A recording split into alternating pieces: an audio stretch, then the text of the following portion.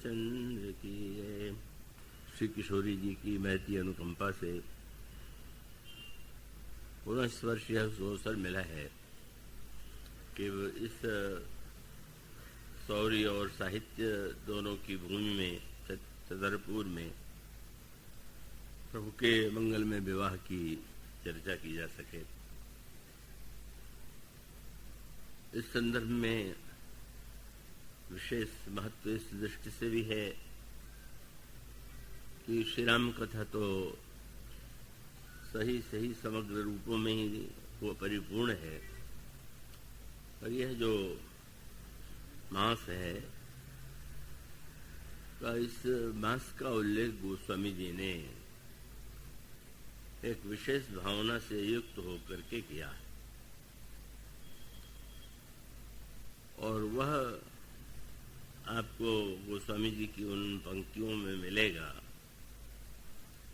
जब भगवान श्री राम और जनक नंदिनी सीता के विवाह का निश्चय हुआ तो उसके लिए मुहूर्त से पूछा जाए यह प्रश्न था।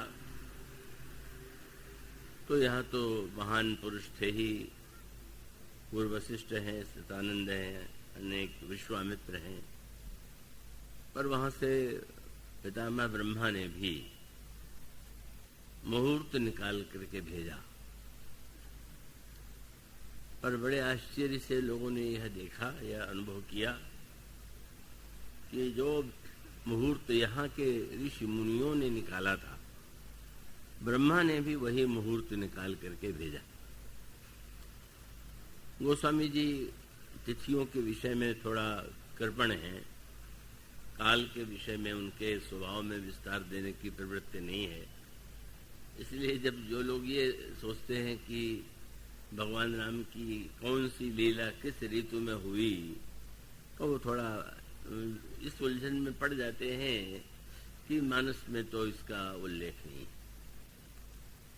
लेकिन हाँ, इतना होते हुए भी दो ऐसे काल क्रम हैं कि जिसका उल्लेख उन्होंने मानस में किया।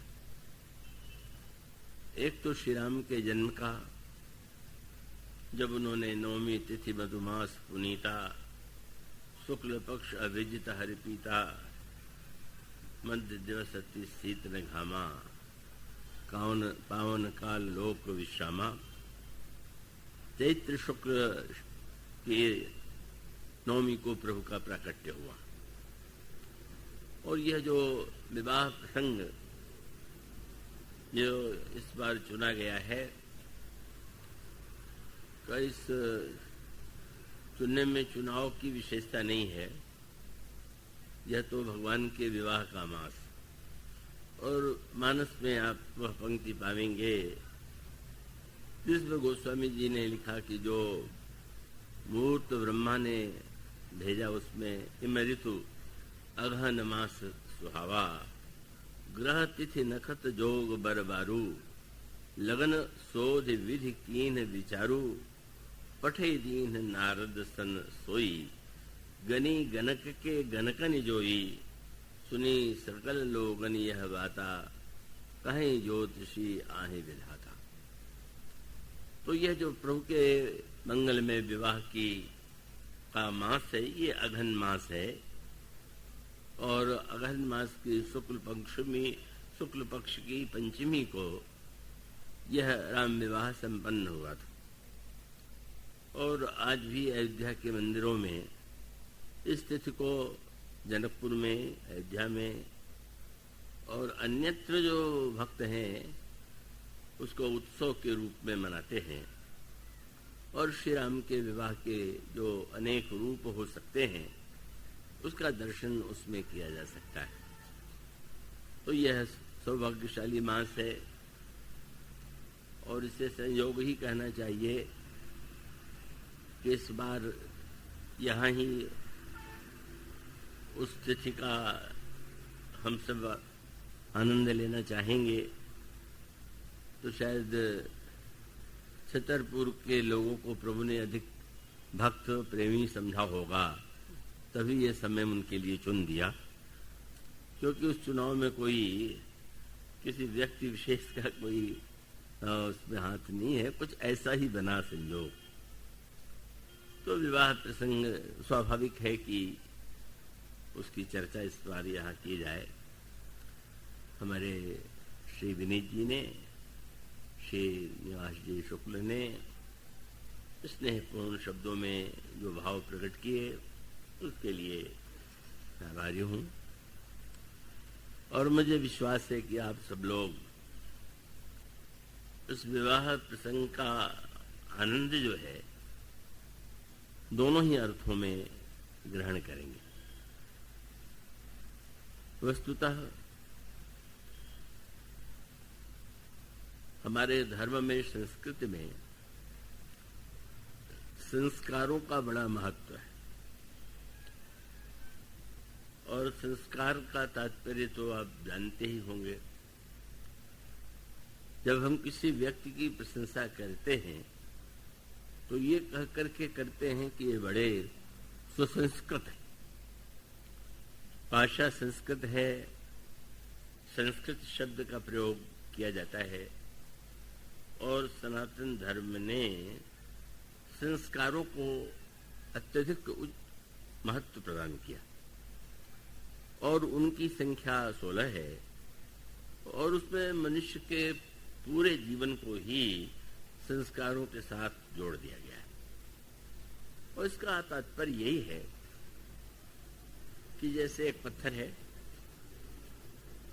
तो उस पत्थर को जब कोई आकृति दी जाती है, आकृति के बिना पत्थर है, पर उसमें आकृति को प्रकट कर देना, यह कलाकार का कार्य है। मंदिर में जब आप दर्शन करने जाते हैं तो आप वह पत्थर जो साधारणतया कहीं किसी खान में होगा, किसी पर्वत में होगा, तो उसी को एक कलाकार ऐसा रूप दे देता है कि वो हमारे लिए दर्शनीय, वंदनीय और पूज्य बन जाता है। तो व्यक्ति भी उसको सुसंस्कृत कैसे बनाया जाए, उसके जीवन का निर्माण कैसे हो, तो उसके जीवन में सही अर्थों में मानवता का उदय हो, मनुष्य के जो जीवन के उचित लक्षण हैं, धर्म हैं, वे इन संस्कारों के माध्यम से हमारे यहाँ प्रतिष्ठित करने की चेष्टा की गई।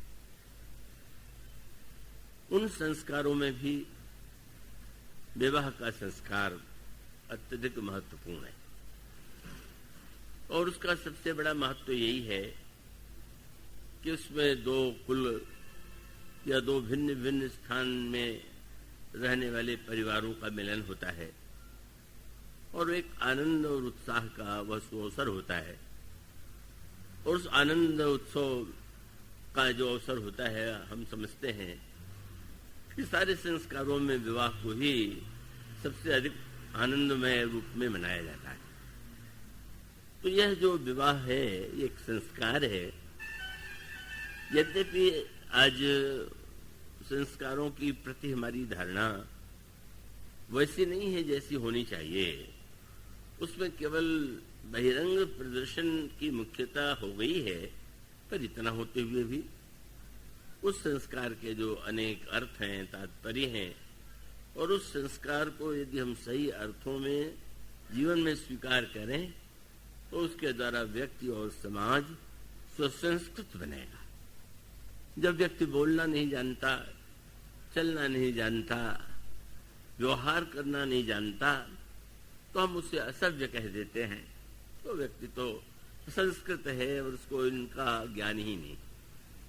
तो इसका अभिप्राय है कि संस्कार और संस्कारों में विवाह का संस्कार जो है वो अत्यधिक महत्वपूर्ण है।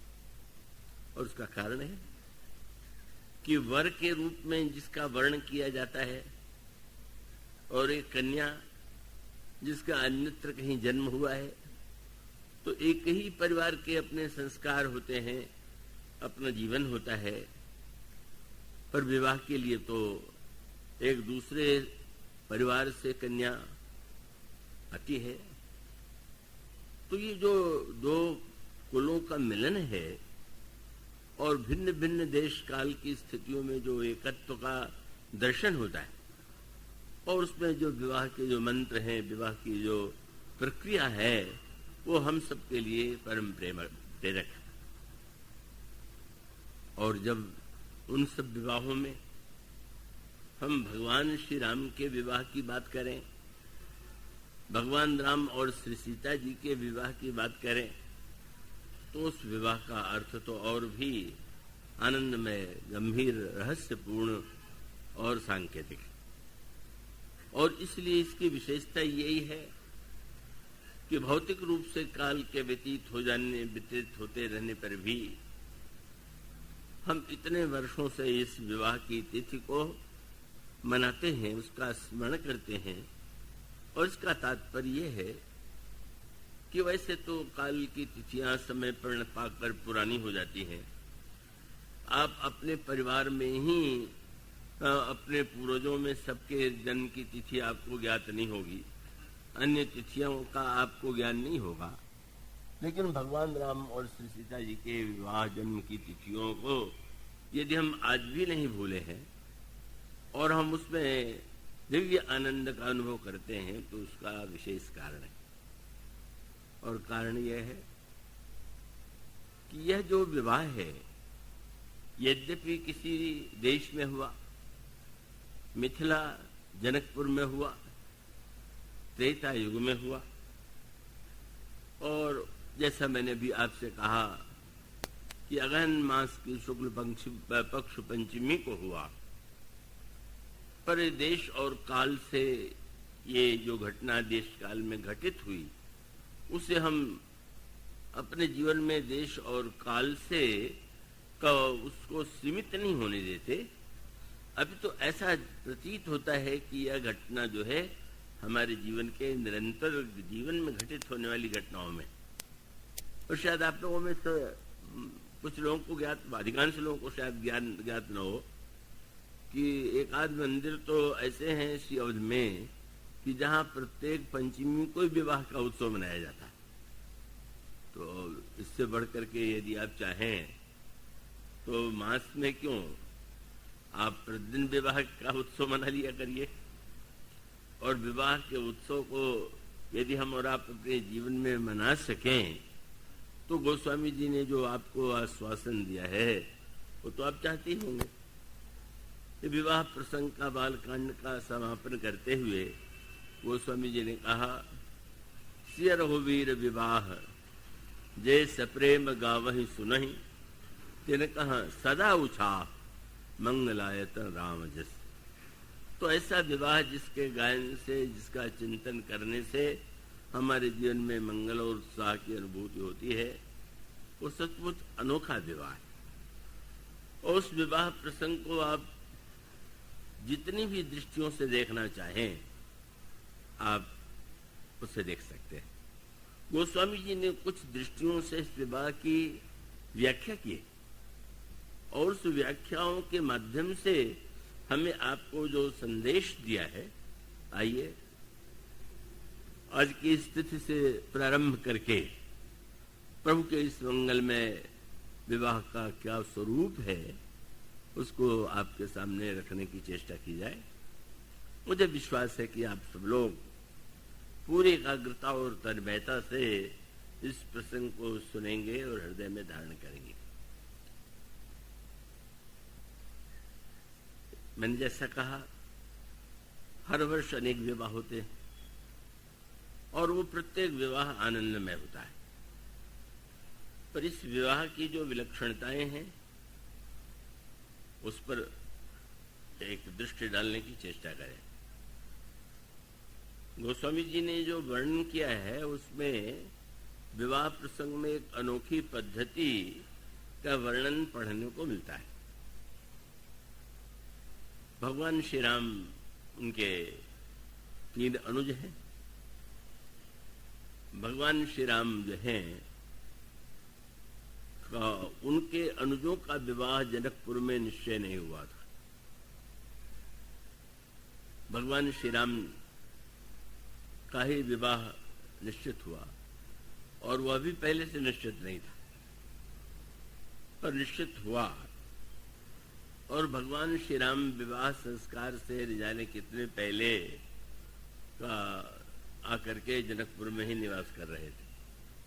कुछ इस बार ऐसा संजोग बना कि छतरपुर आने का जो कार्यक्रम बदल गया था उसमें वो अनोखे ढंग से यही कुछ हुआ।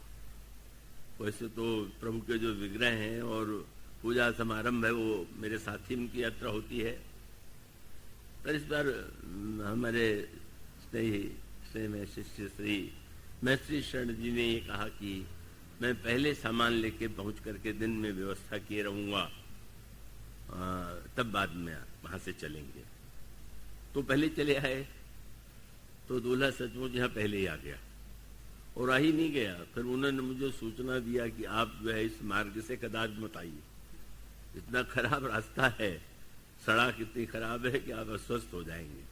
उनको मेरे स्वास्थ्य की चिंता थी। किस मार्ग से आया जाए, तो बोले न हो तो चित्रकूट के मार्ग से। तो मैंने कहा ये भी एक कुछ भगवान की लीला। तो हमारे जिन्हें हम दूल्हा सरकार कहते हैं वो तो पहले पधार गए यहाँ, और फिर वो चित्रकूट के मार्ग से आने पर 2 दिन विलंब से मैं आया। तो मानो एक लीला को उसका भी एक भावात्मक आनंद मिला। यह जो प्रसंग है उसमें सबसे विलक्षणता यह है कि यह वर्णन पढ़ने को मिलता है कि 4 भाइयों का विवाह जनकपुर में संपन्न हुआ, और यह भी पढ़ने को मिलता है कि जब बारात आई और श्री राम के साथ लक्ष्मण जी तो आए हुए ही थे और अन्य 2 भाई भी आए, तो जनकपुर वासियों के हृदय में एक भावना उत्पन्न हुई कि जो दोनों महाराज थे उनकी कन्याएं भी 4 हैं। जनकनंदिनी सीता तो महाराज श्री जनक की शरीर से उत्पन्न पुत्री नहीं है, उसे वे विदेह की भावनामयी पुत्री, और उर्मिला जी उनकी स्वयं सुनैना के गर्भ से जिनका जन्म हुआ है, तो वो उर्मिला का जन्म जो है सुनैना जी के गर्भ से हुआ। और इसी प्रकार से महाराज जनक के छोटे भाई और जिनका नाम कुशकेतु था, उनकी भी 2 कन्याएं मांडवी और श्रुतिकीर्ति। तो 4 की संख्या इधर भी उधर भी। तो सारे जनकपुरवासियों में आपस में चर्चा चलने लगी कि ब्याइये ही 4 भाई यही पुर हम सुमंगल गामही। कितना अच्छा हो कि 4 विवाह एक साथ विवाह इस नगर में हो जाए और हम लोगों के आनंद की चौगुनी वृद्धि हो, तो बड़े आश्चर्य की बात है। अब वहां पर होना तो स्वाभाविक था, अगर बारात बहुत पहले से आ गई थी, दूल्हा पहले आ गया, और दूल्हा के आने के बाद जब बारात भी आई तो बारात भी विवाह की तिथि से पहले आ गई। प्रथम बारात लगनते आई, और अगर सबके मन में ये अभिलाषा उत्पन्न हुई कि 4 भाइयों का विवाह यहीं पर होना चाहिए, तो फिर वो महाराज जनक के हृदय में भी ये बात आनी चाहिए। गुरु वशिष्ठ और जनक के गुरु वशिष्ठ और सतानंदी को भी इसी प्रकार का प्रस्ताव रखना चाहिए, पर ऐसा आप यदि पढ़ते हैं ध्यान से तो ऐसा नहीं हुआ। अभी तो विवाह के मंडप में भगवान राम और श्री सीता जी का, श्री रामभद्र और जनक नंदिनी सीता का विवाह जो है जब संपन्न हो गया, तब अचानक ये निश्चय किया गया कि न हो तो तीनों कन्याओं का भी विवाह यहीं कर दिया जाए। पढ़ के बड़ा विचित्र लगता है, और महीनों पहले से बारात टिकी भी हो और सब लोग ये सोचते हो और स्वाभाविक सोचना हो, और वो विवाह यदि यूं होता तो 4 भाई एक साथ बैठते और 4 भाइयों का विवाह एक साथ होता, पर ऐसा नहीं हुआ। भगवान राम सीता जी का विवाह जो है जब एक पूरी तरह से पूरा हो गया, उसकी विधियां पूरी हो गई, तब अचानक यह प्रस्ताव आया। गोस्वामी जी नाम नहीं देते किसी का, कि क्यों न ये 3 भाइयों का विवाह भी इन 3 कन्याओं से किया जाए, और उसके पश्चात तीनों राजकुमारों का तीनों राजकुमारियों के साथ विवाह संपन्न हुआ। यह जो वर्णन की पद्धति है, क्या तात्पर्य? अगर हम में चिंतन या हमारे मन में प्रश्न उठते हैं तो ये प्रश्न आना ही चाहिए कि ये क्या हुआ। एक विवाह, 4 विवाह यदि होने हैं तो चारों एक साथ होने चाहिए। एक पहले हो जाए और 3 बाद में हो, ये क्या क्या तुक हो सकता है। लेकिन रामचरितमानस एक ऐसा ग्रंथ है कि जो उसकी विलक्षणता ये है कि उसको एक किसी विशेष सीमाओं में या दृष्टि से ही देखना उपयुक्त नहीं। अनेक दृष्टियों से इस विवाह प्रसंग को गोस्वामी जी ने देखा और हम लोगों को उन्होंने वह दृष्टि देने की चेष्टा किया और उन्होंने बताया कि आप जिस स्थिति में, जिस मनस्थिति में रहते हैं, उस मनस्थिति में या आपकी जो बुद्धि चेतना है या आपके चित्त के जो संस्कार हैं जैसे हों, उस रूप में इस विवाह के अर्थ को, तात्पर्य को ग्रहण कीजिए। और तब आप यह अनुभव करेंगे कि पहले 2 का विवाह और बाद में 3 के विवाह की समग्रता का अर्थ क्या है। मैं आशा करता हूं प्रसंग होना तो सरस चाहिए पर गंभीर भी उतना ही है और मुझे विश्वास है कि आप लोग दोनों का आनंद ले सकते हैं। और मैं तो ये नहीं जानता कि वो धारा किधर की ओर मुझे ले जाएगी। मेरे मन में कोई योजना नहीं है। 7 दिन में तो विवाह का प्रसंग कभी पूरा हो ही नहीं सकता है। और वो एक बार इस प्रसंग को रायपुर में लिया गया था तो वो महीने भर चलने के बाद भी वो तो अधूरा ही रह गया था। पर फिर भी संक्षेप में मैं चाहूंगा कि आप उसका दर्शन जो गोस्वामी जी हमें आपको कराना चाहते हैं उस अनुभव आप करेंगे। वस्तुतः अब इसको हम यूं कहें जैसे कोई मंडप होता है तो मंडप में, विवाह के मंडप में भी 4 स्तंभ गाड़े जाते हैं और मध्य में एक स्तंभ होता है और उस स्तंभ के नीचे कलश होता है और विवाह की सारी विधियां का उसके अंतराल में संपन्न होते हैं। अब गोस्वामी जी उसे जो नया रूप दे रहे हैं, आप पहले उस पर दृष्टि डालें। प्रारंभ में अगर कोई शुष्क या कठिन लगे तो भी आप एकाग्रता से उसे सुनेंगे तो मुझे विश्वास है कि वो ग्रहण भी किया जा सकता है और आगे चल करके प्रसंग सरल भी हो सकेगा, ऐसा मेरा विश्वास है। तो उसको गोस्वामी जी जो रूप देते हैं, इसमें जो पंक्तियां हैं उसको गोस्वामी जी ने मुख्य रूप से संस्कार का वर्णन तो बड़े विस्तार से किया।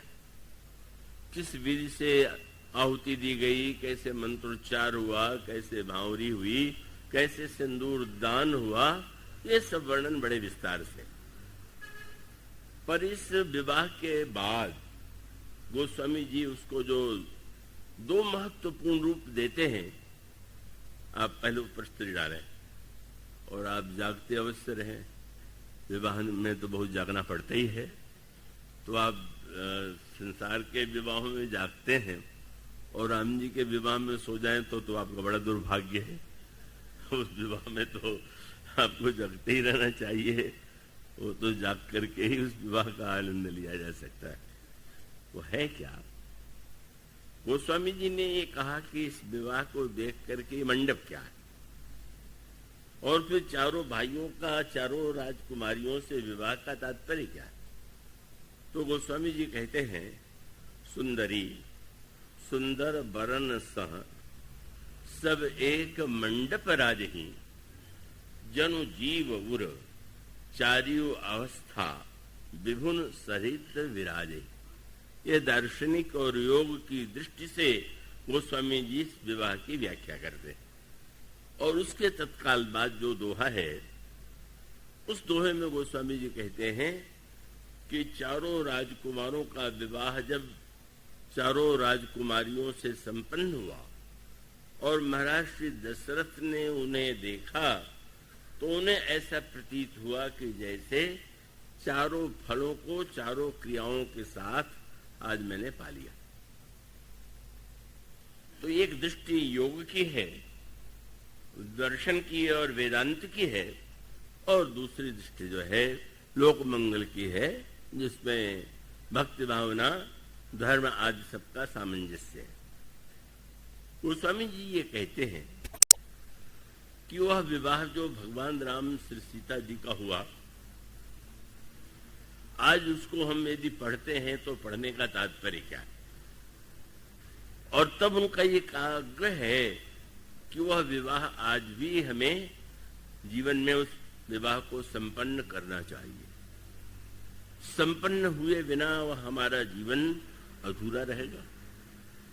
और तब यह व्यक्ति प्रश्न कर सकता है कि आज तो हमें चारों भाई नहीं दिखाई देते, चारों राजकुमारियां नहीं हैं, महाराज जनक और दशरथ नहीं हैं, तो उस विवाह का क्या तात्पर्य?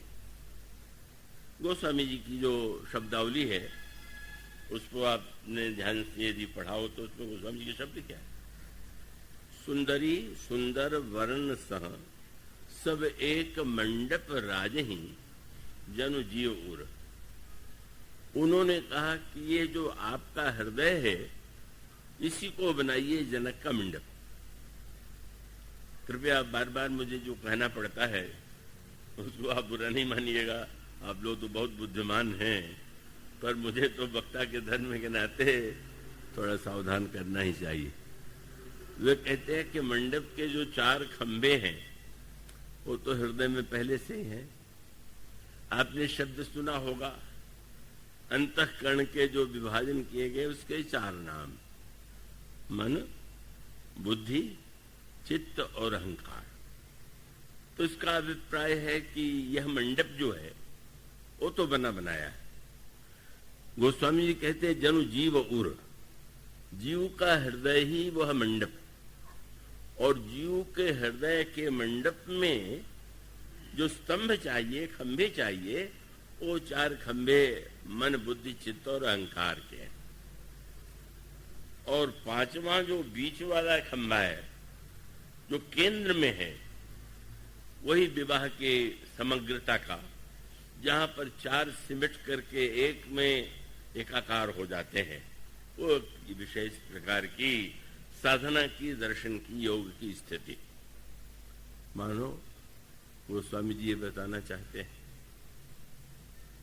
कि वस्तुतः आपका हृदय ही तो जनक का मंडप है, और उस जनक के मंडप में खंभे भी हैं, और उस जनक के मंडप में जो खंभे हैं, मंडप बना बनाया हुआ होने पर भी वो मंडप सूना है।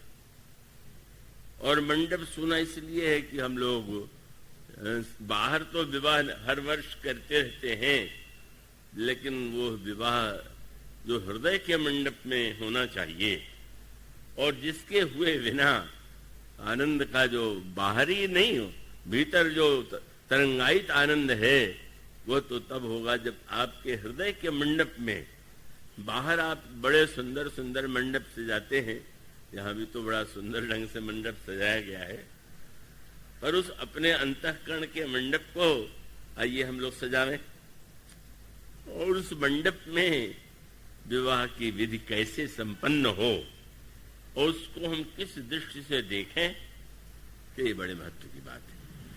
अब देखें, 3 भाइयों का विवाह बाद में और 1 भाइयों का विवाह पहले, उसका मूल तात्पर्य यह है कि ये जो 3 राजकुमारियां हैं वो तो आपके जीवन में नित्य सामने, आपके ही जीवन में, और वो तीनों अवस्थाएं, एक अवस्था जागृत अवस्था है, एक राजकुमारी, दूसरी स्वप्न अवस्था है, यह दूसरी राजकुमारी, तीसरी सुषुप्ति अवस्था है, यह तीसरी राजकुमारी।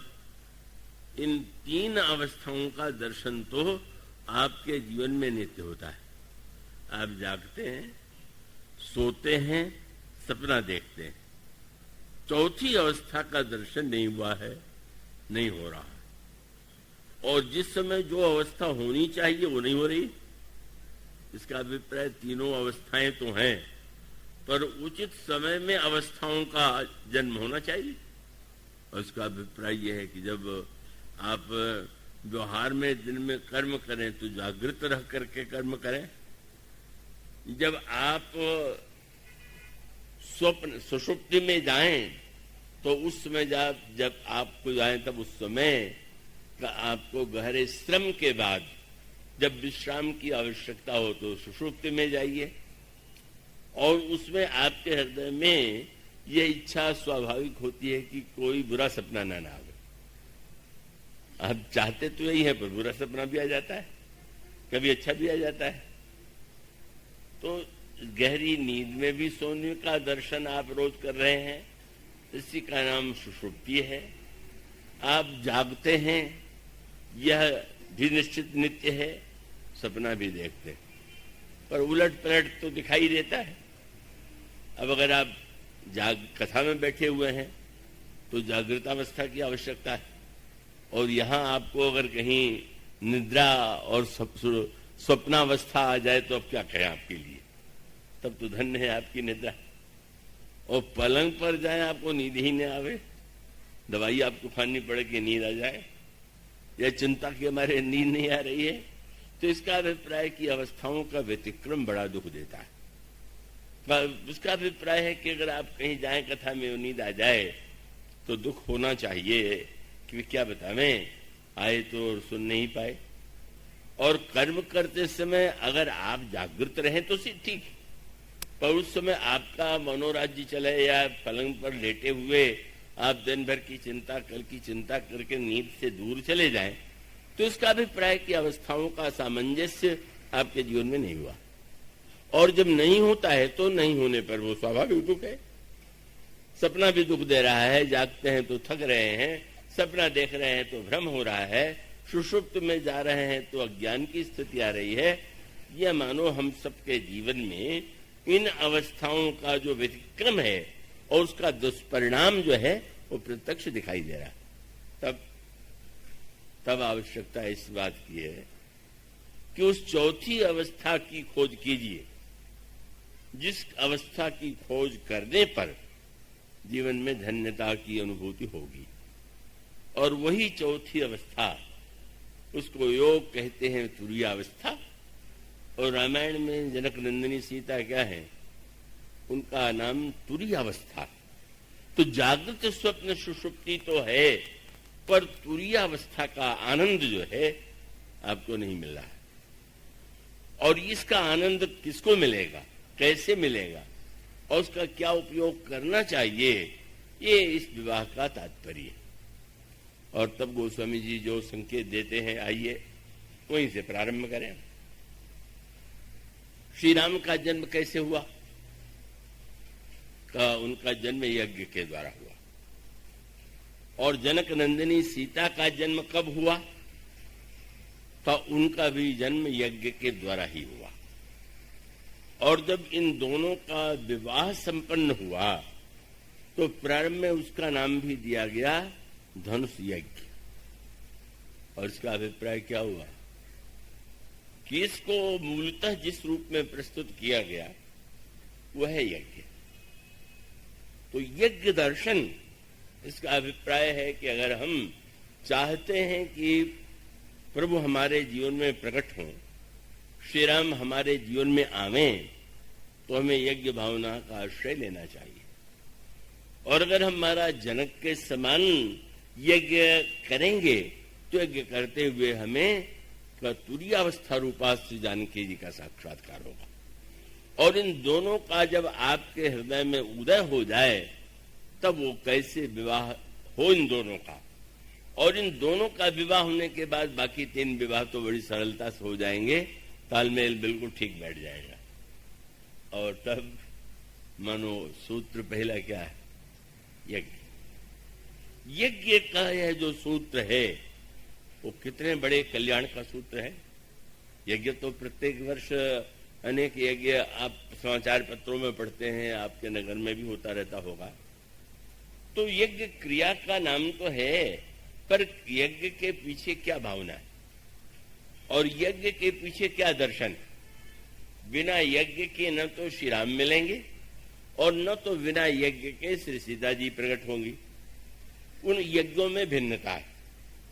पहला सूत्र क्या कि मनुष्य के जीवन में कामना होनी चाहिए कि नहीं।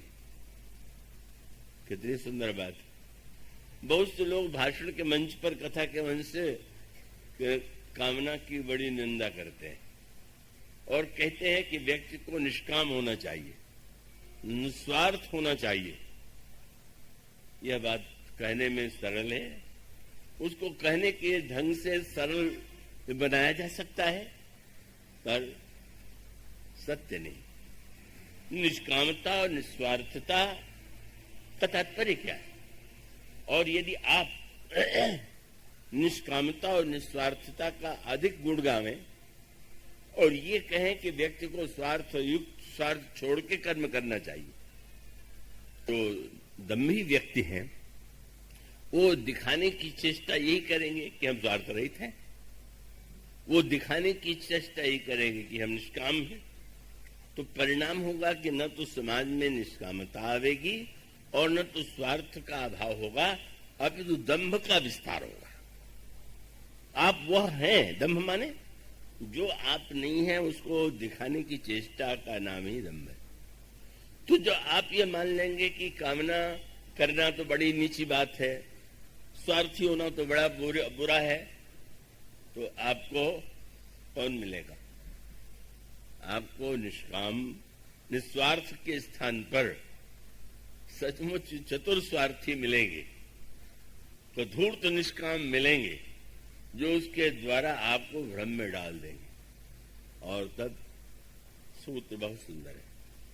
श्री रामायण में ये कहा गया कि नहीं, आप स्वार्थी भी बनिए और आप कामना युक्त भी बनिए, इसकी निंदा मत कीजिए। ये मत कहिए कि तुम्हें निष्काम होना चाहिए, ये मत कहिए कि तुम्हें निस्वार्थ होना चाहिए।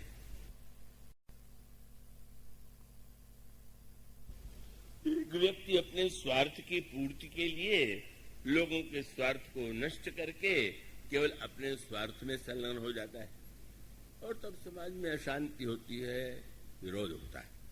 इसलिए व्यक्ति को यह शिक्षा मिलनी चाहिए कि नहीं, आप अगर कामना की पूर्ति चाहते हैं तो अब कोई बुरी बात नहीं है, छिपाइए मत, दिखावा मत कीजिए कि आप कितने निष्काम। मुझे तो किससे कहानियां बहुत याद नहीं रहती। एक बार मैंने लड़कपन में कथा सुनी तो किसी वक्ता ने सुनाया, एक बड़े कृपण व्यक्ति थे, दिन अच्छा नहीं लगता था और तब किसी को लगा कि इनसे अधिक से अधिक समृद्ध बहुत हैं, लिया जाए। तो नगर में शोर मच गया, बड़े भारी महात्मा आए हुए और महात्मा जी की विशेषता है कि कुछ लेते नहीं। अब दर्शन भीड़ उमड़ पड़ी और जो कोई व्यक्ति जो लेके जाता था महात्मा जी लौटा देते थे। सारे नगर में जब अरे भाई महाराज तो कुछ लेते ही नहीं, जो आता है उसे भी लौटा देते। पर व्यंग्य की कथा ये थी कि उस कृपण व्यक्ति ने जब सुना कि ऐसे महात्मा आ गए हैं कि जो भेंट किया जाए का उसको रखते नहीं, लौटा देते हैं, तो उसको लगा कि आज अवसर है कि हम भी उदारों की श्रेणी में सम्मिलित हो जाएं। तो बहुत बड़ी मात्रा में सोना गहना वस्तु लेकर के पहुंच गए, वस्तुएं भीतर गई। अब वो तो टकटकी लगाए देख रहे थे कि महात्मा जी कब लौटावेंगे। पर थोड़ी देर के बाद महात्मा जी ने कहा कि बेटा तुम बड़े भाग्यशाली हो कि अन्यों की वस्तुएं तो भगवान लौटा देते थे, पर तुम्हारी वस्तु उन्होंने स्वीकार कर लिया। अब तो बेचारे क्या करें। व्यंग्य क्या है, जो तो बड़ा चतुर था, सकाम बनी हो तो थोड़ा मिलेगा, वो बेचारे सिर पीट के रह गए। मानो तात्पर्य यह है कि जब व्यक्ति समाज में का इन वस्तुओं को मिथ्या महत्व देता है तो उसका परिणाम होता है कि समाज में दंभ कपट फैलता है। इसलिए कलयुग के लक्षण में गोस्वामी जी ने जो वाक्य लिखा कि संत कौन है, तो उनका संत की परिभाषा तो बहुत सुंदर है। संत के गुण क्या है, संत का लक्षण क्या है, पर उनका कलयुग में संत कौन माना जाएगा? बोले मिथ्यारंभ, झूठ बोलने में बहुत कुशल, और दंभरथ जो जितना झूठ बोल सके और जितना बड़ा दंभी हो, क्या होगा? तेने कहा संत, वही संत है। तो कोई दो चार व्यक्ति कहते होंगे, बोले ना ना, तेने कहा संत कहा तो सब कोई, सब के सब दंभी और मिथ्याचारियों को कहते हैं ये बड़े भारी संत है। इसका अभिप्राय केवल ये हुआ कि मिथ्याचार जीवन में सबसे बुरा है। आप न स्वयं धोखा दूसरों को दीजिए, न दूसरों से धोखा खाइए। अपितु इसलिए भगवान राम के सामने अगर किसी ने निष्कामता की बात कही भी तो भगवान हंसने लगे। सुग्रीव का पढ़ते हैं ना, भगवान राम से अपना रोना रोया, बाली ने मेरी पत्नी छीन ली, राज्य छीन लिया, और उसके पश्चात भगवान ने कहा मित्र घबराओ नहीं, मैं उस अभिमानी वाली का उसको दंड देकर तुम्हारा राज्य तुम्हें वापस ले दिलाऊंगा। अचानक वैराग्य और निस्वार्थता का एक उत्साह सुग्रीव की वाणी से फूट पड़ा। महाराज अब मेरा विचार बदल गया। क्या? बोले महाराज ये संसार मिथ्या है। अब इसके पहले नहीं मालूम था कि संसार मिथ्या, पर अब भगवान को सुनाने लगे कि ये वस्तुतः संसार तो स्वप्न के समान है। जो सपने सर काटे कोई, जागे बिन्न दूर दुख होई, शत्रु मित्र सुख दुख जख माही, माया कृत परमार्थ नाही। बाली परमहित जासु प्रसादा, मिलऊ राम तुम समन विषादा। सपने हूँ जैसन होई लड़ाई, जागे समझत मन सकुचाई। अब प्रभु कृपा करऊ ए भांति, सब तज भजन करऊ दिन राती। क्या हुआ? जब इतने ऊंचे त्याग वैराग की बात सुनी कि अब मैं सब कुछ छोड़ करके, हमें नहीं चाहिए सुख, हमें नहीं चाहिए संपत्ति, हमें परिवार और बड़ाई नहीं चाहिए। क्यों? बोले सुख संपत्ति परिवार बड़ाई, सब परिहरि करिहों सेवकाई। सब क्यों छोड़ना चाहते महाराज? ये सब राम भक्त के बाधक। सुख संपत्ति परिवार बड़ाई तो भक्त में बाधक है। कैसे? आपको कैसे पता चला? कहीं संत तो पद और राधक, संतों से ऐसा मैंने सुना। इसलिए ऐसी कृपा करो कि सब कुछ छोड़ के आपका भजन करें। भगवान को प्रसन्न होना चाहिए। इतना बड़ा त्यागी मित्र मिल गया, जो ज्ञानी भी है, जो निष्काम भी है, जिसे कुछ नहीं चाहिए, पर भगवान हंसने लगे। सुन विराग संजित कपिवानी, बोले भी हंसी, खूब हंस ले। अच्छा अच्छा, भाषण अच्छा दे ला रहा। हाँ, समझ रहे हैं, लगता है जितना सुना है आज सब सुना डालेगा मुझे। कितनी बड़ी विडंबना है। भगवान राम तो कह रहे कि मित्र तुम्हारा दुख हम दूर करेंगे, और भगवान को ये उपदेश दे रहे हैं कि शत्रु मित्र तो कुछ है ही नहीं। मानो यही है मिथ्याचार। और प्रारंभ में भगवान ने जो बाली को सुग्रीव को बाली से पिटने दिया, इसीलिए कि थोड़ा सा दो चार मुक्का लगेगा तो उसका नकली वैराग्य जो है समाप्त हो जाएगा। वह जो भी बोल रहा है वो भाषण नहीं देगा, इसीलिए भेज दिया लड़ने के बाद जब बाली आया और एक मुक्का, बहुत मुक्का थोड़ी मारना पड़ा, एक मुक्का मारा और उससे सब शत्रु मित्र और सब मिथ्या है और भजन चाहिए, आके भगवान को उलाहना देने लगे। महाराज आपने तो कहा था कि आप बाली का वध करेंगे, मैं पिटता रहा, मैं आपने तो कुछ किया नहीं। भगवान ने क्या बतावे, हम पहचान नहीं पाए। व्यंग क्या था? जब तुम में शत्रु मित्र का भेद नहीं है तो मैं कैसे पहचान पाऊं कि ये अच्छा है कि बुरा है, मित्र है कि शत्रु है। इस प्रसंग का तात्पर्य है कि हमें जीवन में मिथ्याचार से सर्वदा बचना चाहिए। रामायण में इसलिए ये जो दो पात्र है, महाराज दशरथ ये सकाम और महाराज जनक निष्काम। रामायण का दर्शन तो परिपूर्ण दर्शन है, सबके लिए। महाराज दशरथ के जीवन में कामनाएं और महाराज जनक के जीवन में कामनाओं का अभाव। ऐसा हो सकता है कि कोई ऐसा विरला व्यक्ति हो कि जिसके जीवन में कामनाएं सर्वथा समाप्त हो चुकी हो। अब दोनों के प्रसंग में आप देखेंगे, दोनों के साथ यज्ञ को जोड़ा गया, और यज्ञ को जोड़ने के पश्चात जो दोनों की व्याख्या की गई वो कितनी बड़ी सहज है, सरल है, और वो हमारे आपके लिए समझने योग्य है। महाराज श्री दशरथ चक्रवर्ती सम्राट है, समृद्धि है, पत्नियां बड़ी आज्ञाकारिणी हैं, कई विवाह करने के बाद भी कोई पुत्र नहीं हुआ, और पुत्र नहीं हुआ तो अभाव की अनुभूति जब वृद्ध हो गए तो ऐसा लगा कि सब कुछ होने पर भी पुत्र नहीं, और तब कहां गए? यहीं से कामना पुत्र की ये तीन इच्छाएं व्यक्ति के जीवन में पाई जाती हैं। पुत्र की इच्छा, धन की इच्छा और यश की इच्छा। तो आप देखेंगे कितना सुंदर इसमें विकास है यज्ञ के द्वारा। जब उन्होंने जाकर के गुरु वशिष्ठ से यह कहा, गोस्वामी जी ने जो पंक्तियां लिखी आप पढ़ते हैं, इसमें यज्ञ का बड़ा सुंदर विश्लेषण है, और विश्लेषण यह है कि गोस्वामी जी ने जो लिखा हुआ पढ़ते हैं कि अवधपुरी रघुकुल मणि राऊ, वेद विदित ही दशरथ नाऊ, धर्म धुरंधर गुण निधि ज्ञानी, हृदय भगत मति सारंग पानी, कौशल्यादि नारी सब आचरण पुनीत, पति अनुकूल प्रेम दृढ़, हरिपद कमल विनीत। पर गोस्वामी जी कहते हैं, एक बार भूपति मन माही, भय गलानी मोरे सुत नाई।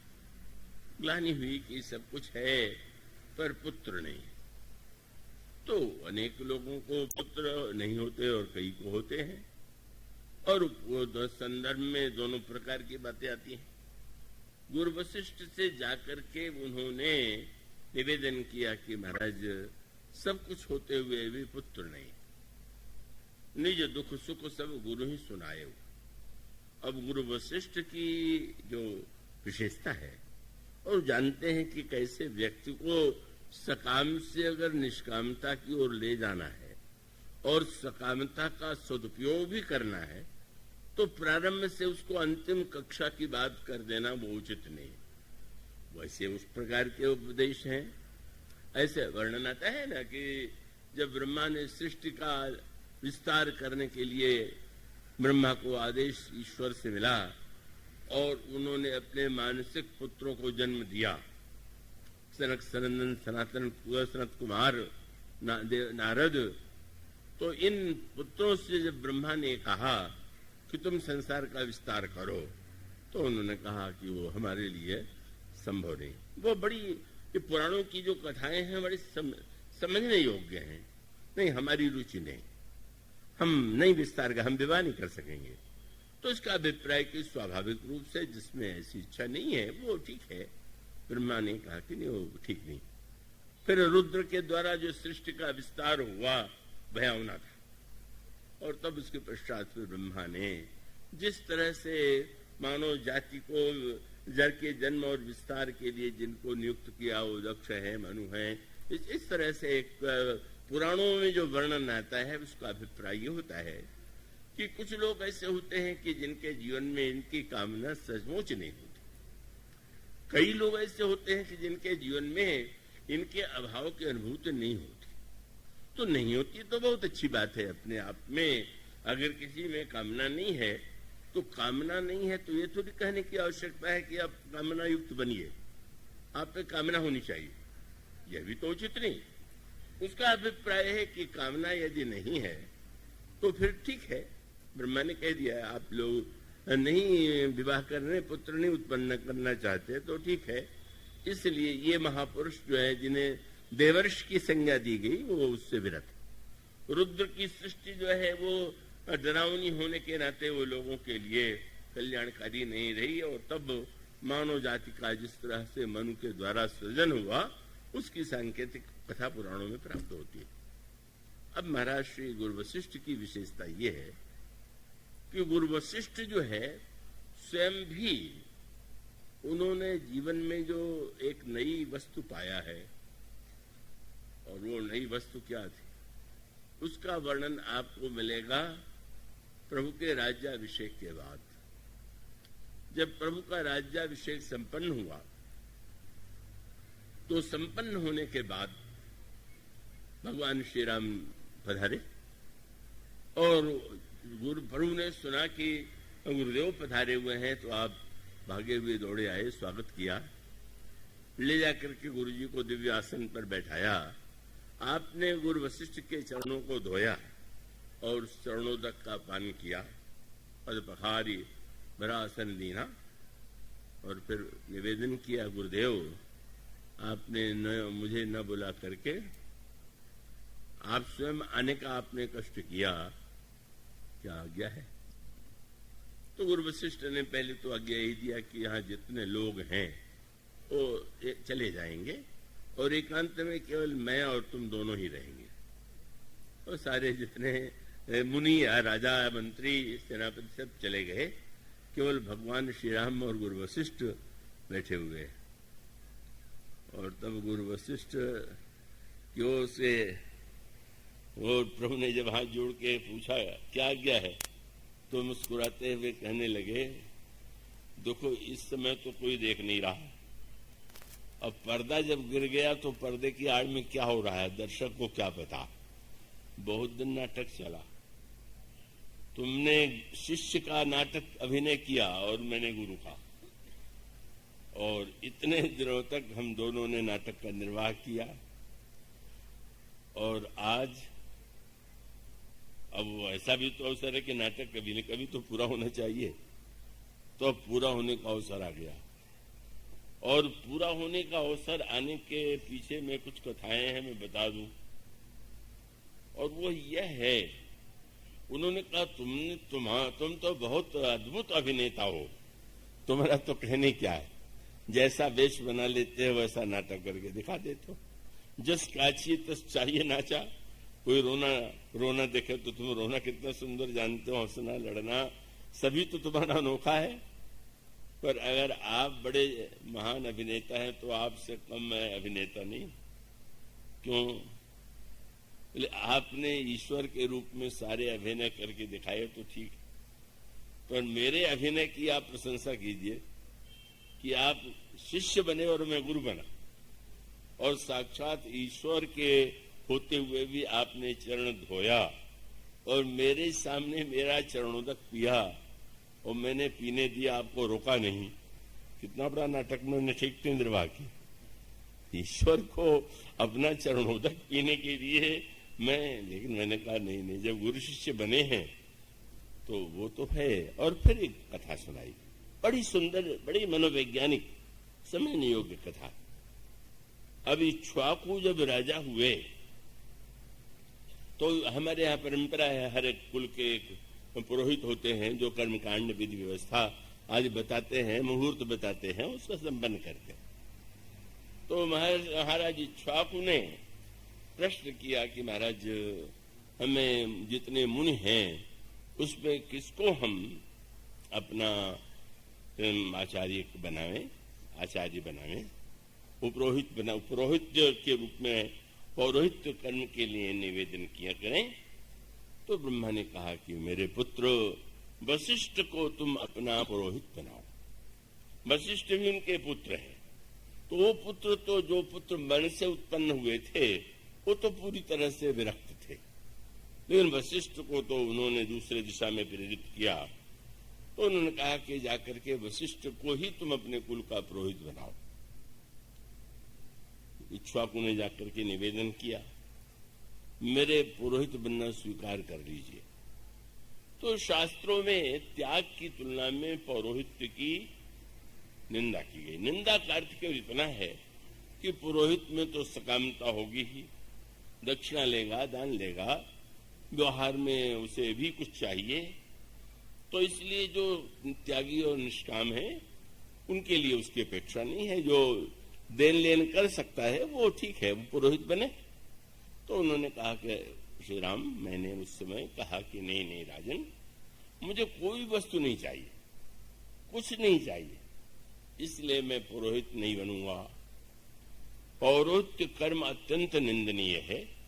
निंदनीय का अर्थ है त्याग की तुलना में, इसलिए उपरोहित्य कर्म अति मंदा, वेद पुराण स्मृति कर निंदा। तो इसलिए मैंने कहा कि मैं नहीं पुरोहित बनता। इक्ष्वाकु लौटे, ब्रह्मा जी से निवेदन किया कि महाराज आपने कहा और मैंने जाकर के उनसे निवेदन किया, पर वो पुरोहित नहीं बनना चाहते।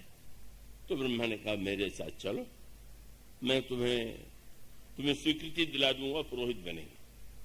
और तब ब्रह्मा और वशिष्ठ में जो संवाद हुआ वो अध्यात्म साधना का अनोखा सूत्र था।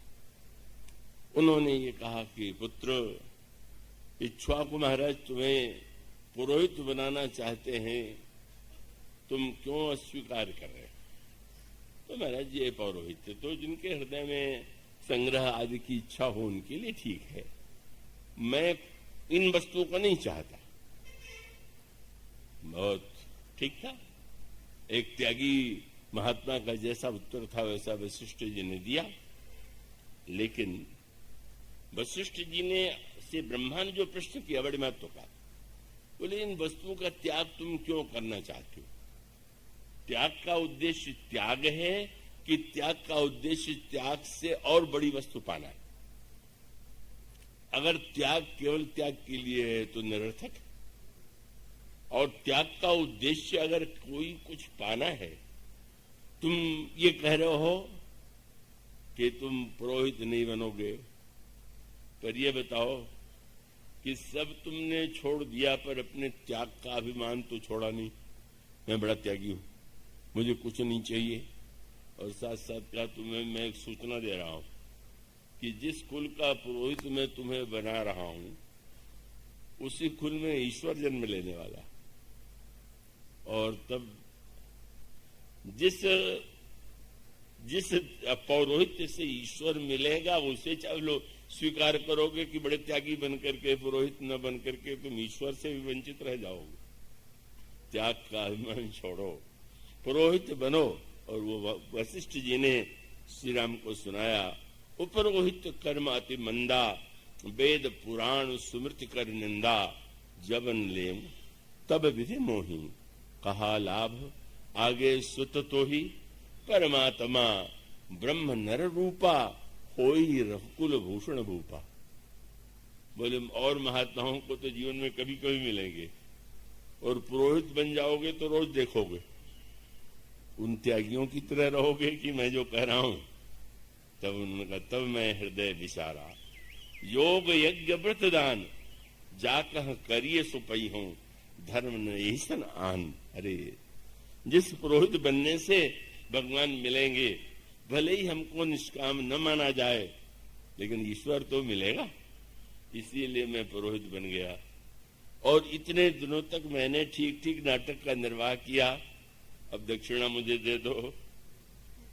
क्या बोलो, दक्षिणा तुमने लिया। वशिष्ठ जी समय समय पर पुरोहितों की तरह व्यवहार भी करते थे। पुरोहित जैसे बता देते कि हाँ ये देना चाहिए, यहाँ देना चाहिए। गोस्वामी जी लिखते हैं रामायण में कि विवाह के बाद गुरु वशिष्ठ जो है दशरथ जी को याद दिला देते थे कि ये नेग अभी बाकी। गोस्वामी जी ने पंक्ति लिखा, नेग लाए मुनि लायक लीना, नेग मांगी मुनि नायक लीना। मुनि नायक ने नेग मांग के लिया। बोले ये करने का उद्देश्य यही था कि मैं ठीक ठीक आज उसके बदले में मैं मांगने आया हूं।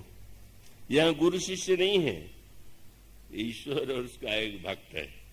और तब उन्होंने वरदान मांगा, नाथ एक बर मांगो, राम कृपा करि देहु, जन्म जन्म प्रभु पद कमल, कबहु घटे जनने। हम यही चाहते हैं कि प्रत्येक जन्म जन्म में, जन्म कैसे होगा महाराज?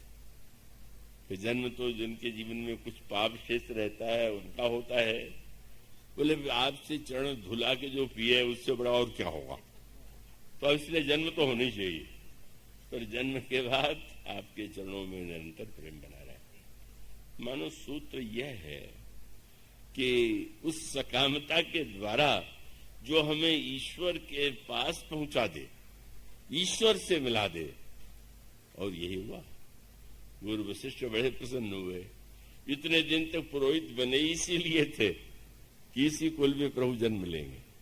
और तब उन्होंने महाराज श्री दशरथ से कहा कि ठीक ठीक, अवश्य तुम पुत्र प्राप्त करोगे, पर इसके लिए यज्ञ करो।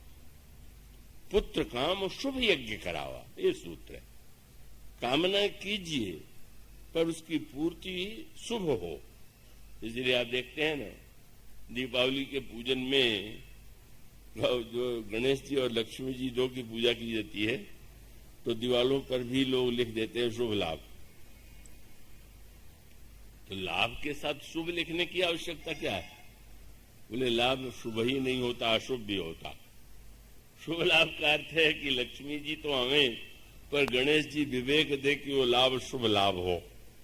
इस तरह से एक के सूत्र है और उसका अभिप्राय यह है कि कामना हमारी शुभ हो, और वो कामना हम यज्ञ के रूप में जब परिणत कर दें, तब उस प्रकार से हम ईश्वर को प्राप्त करके धन्य हो जाते हैं।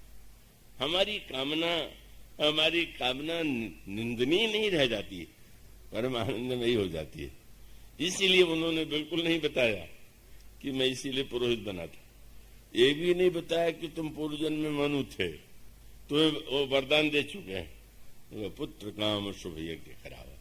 पहला सूत्र यही है कि अगर हमारे जीवन में कामना है, तो कामनाओं के पीछे हमारे मन में अगर यज्ञ की भावना जुड़ जाए, और यज्ञ भावना से हम यदि सकाम कर्म भी करें, और वह सकाम कर्म भी अंत में ईश्वर की प्राप्ति का हेतु बन सकता है। जनक के समान निष्काम वह भी एक पक्ष है। आज इसकी चर्चा करना संभव नहीं है, पर उसका अभिप्राय यह है कि सकामता को इतना महत्व प्राप्त हुआ कि महाराज दशरथ जो हैं, श्री राम को पुत्र रूप में प्राप्त करके धन्य हो गए। और उनके द्वारा जब श्री राम पुत्र के रूप में जन्म लेते हैं, तो लोक कल्याण के लिए उस पुत्र के महान कार्य से जो राम राज्य स्थापित हुआ, मानो यज्ञ भावना रामायण का पहला सूत्र है। हमें यदि भगवान को पाना है, तो उस कामता को यज्ञ से जोड़ना है। और श्री सीता जी के रूप में जैसे प्राप्ति होती है, वह तो एक अलग संकेत है, पर उसका गोस्वामी जी का क्रम यही। और फिर यज्ञ से ही श्री राम का जन्म, यज्ञ से ही श्री सीता जी का जन्म, और यज्ञ देखने की भावना लेकर के ही भगवान राम जनकपुर आए थे। विवाह के लिए नहीं आए थे, स्वयंवर के रूप में नहीं आए थे। धनुष यज्ञ सिंह कुलना था, और वह यज्ञ संपन्न होता है, और वह यज्ञ की परिपूर्णता जो है श्री सीता जी और श्री राम के विवाह में है।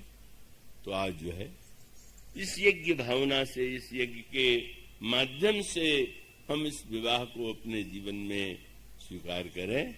इसके बाद की चर्चा कल से प्रारंभ होगी। बोलिए सियावर रामचंद्र की।